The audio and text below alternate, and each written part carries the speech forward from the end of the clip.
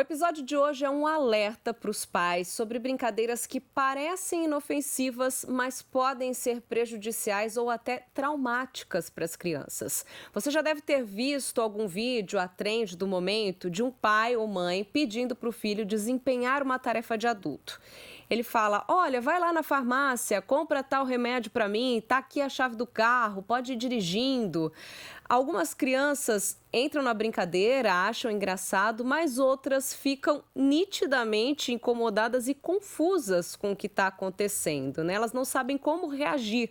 Algumas até dizem: eu sou criança, eu não sei fazer isso. O que rolou? Em algum momento, um pai ou uma mãe gravou o vídeo, achou a reação da criança engraçada, compartilhou na internet e isso viralizou, motivou outros pais e mães a fazerem o mesmo. E você deve estar se perguntando aí, né? Mas qual o problema nisso? É que esse tipo de brincadeira acendeu um alerta e gerou reações de psicólogos e outros profissionais que trabalham com crianças que se posicionaram contra a brincadeira, dizendo que ela pode trazer prejuízos emocionais para as crianças. E aí virou uma polêmica danada. Eu pedi a opinião da psicóloga Nanda Perim, que é muito conhecida aí nas redes como Psimama. Ela faz um trabalho muito interessante de explicar as situações para a gente através do olhar das crianças. Veja o que ela falou sobre esses vídeos. A minha opinião é a seguinte: eu já vi pessoas fazendo a trend de várias maneiras.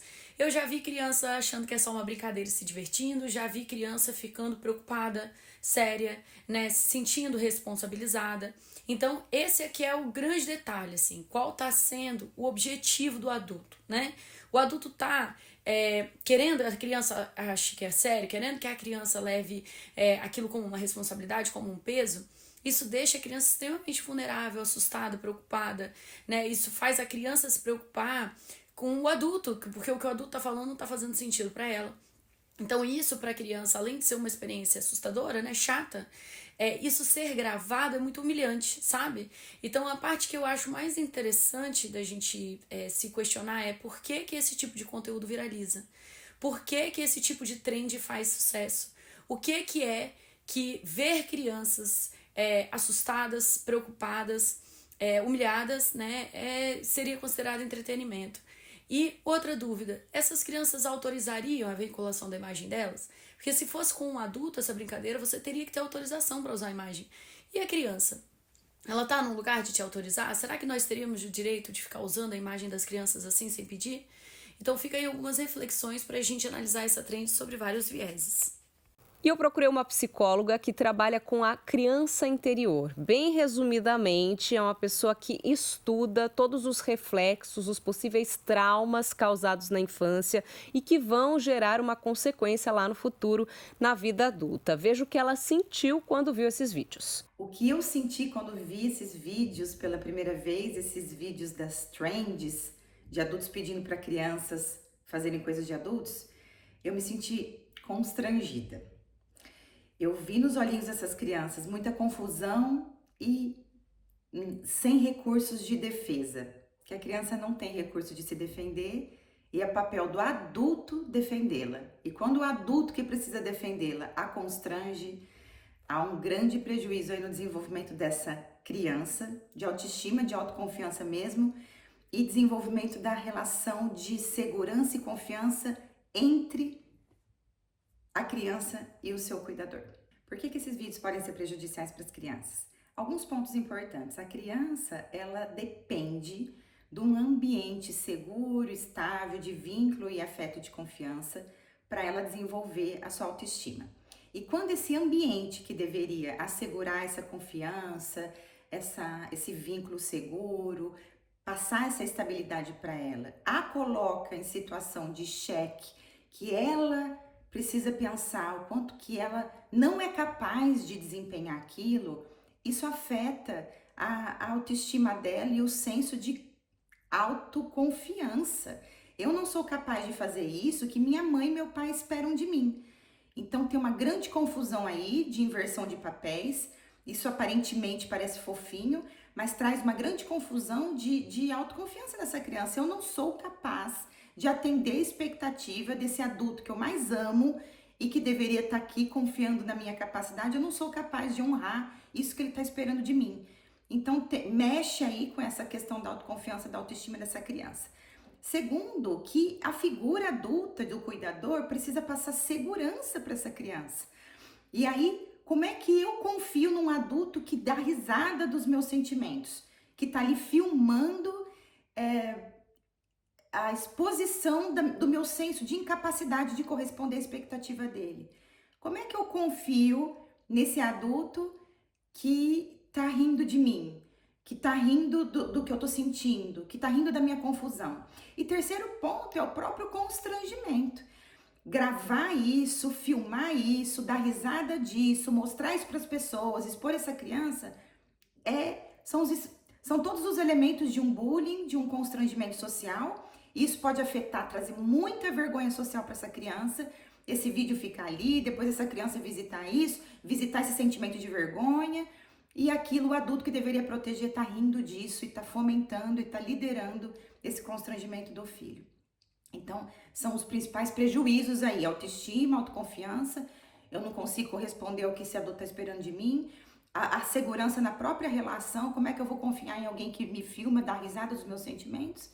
E o próprio constrangimento e o bullying mesmo, a vergonha social, que isso vai trazer inúmeros prejuízos para essa criança confiar em ir no mundo, confiar e ir para o mundo. A gente imagina que um pai ou uma mãe não tenha feito isso propositalmente, né? Não tenha consciência de que esse tipo de brincadeira possa trazer algum prejuízo emocional para a criança. Por isso, a importância do alerta e também da reflexão que a Mariana Zuin fez muito bem. Eu acredito sim que a grande maioria dos pais não tem consciência do que estão fazendo e o meu recado de todo o coração para esses pais é que pense um pouquinho: para que eu preciso fazer isso? O quanto que eu tenho também de vazios aqui internos, o quanto que eu estou esperando likes, reconhecimento, validação, o quanto que eu estou esperando pertencer, porque esses movimentos todos de trends nos convida, nos evoca buracos mesmo de pertencimento. E aí, se eu não tenho esse discernimento do para que eu tô fazendo isso, para responder a qual buraco meu, por que eu preciso pertencer a essa trend?